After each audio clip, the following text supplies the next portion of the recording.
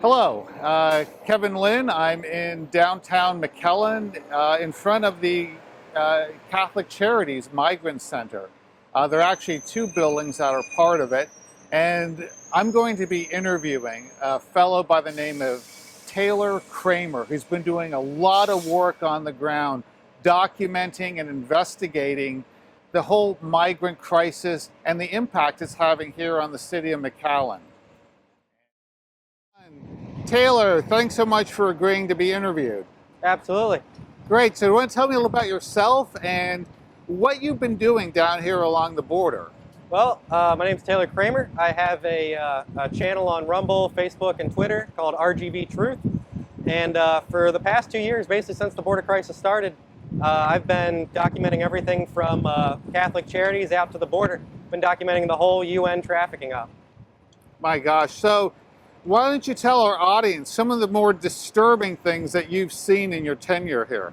Well, you see just so many kids. You see a lot more kids than you would see parents be able to take care of them.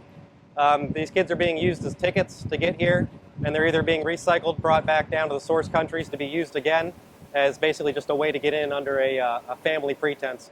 You see a lot of weird, shady things happen around Catholic Charities. There's illegal aliens that are actually transporting other illegal aliens to the airport and back. This is it. This is the epicenter. Wow. Now I was told that this area is known as the Rio Grande Valley, and the Rio Grande Valley sector for the Border Patrol, they say they process 20,000 migrants a week. How does that impact a city like McAllen and the Rio Grande Valley in general? Oh, it impacts it in so many ways. The amount of money that's going into this from federal, state, and local authorities is just absolutely crazy. All law enforcement is overworked.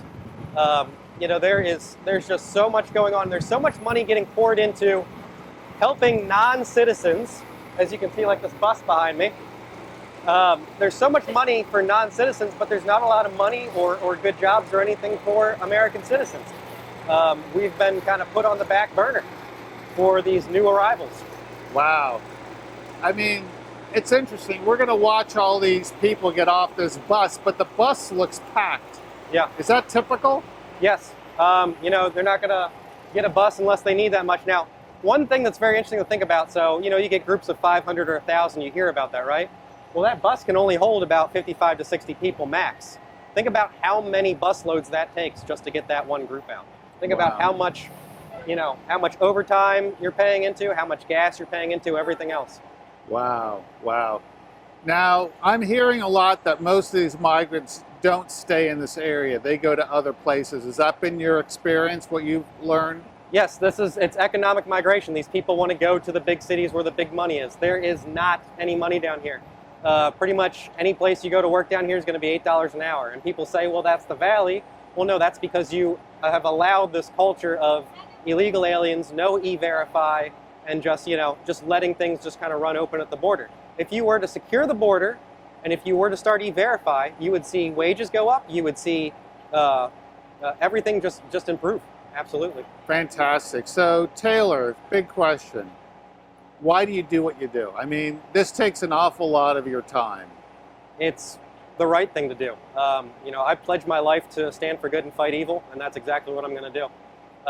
And that's just a personal pledge of mine. But I'm seeing right now, patriots are being activated everywhere. This is a calling. This is what we have to do. This is our fight. We have to expose this. I will not just sit on my couch and watch it on TV. I have to be involved. At the very least, it's maybe cathartic for me to at least be out and do something and try to get some answers. Because we can't just let this bowl us over. Well, you're certainly doing great work. And Taylor, I really appreciate it. I know my audience is going to appreciate this. Best of luck to you. And I got a feeling here in a few minutes we're going to see a whole lot of people come off that bus. Yes, sir. Thank you.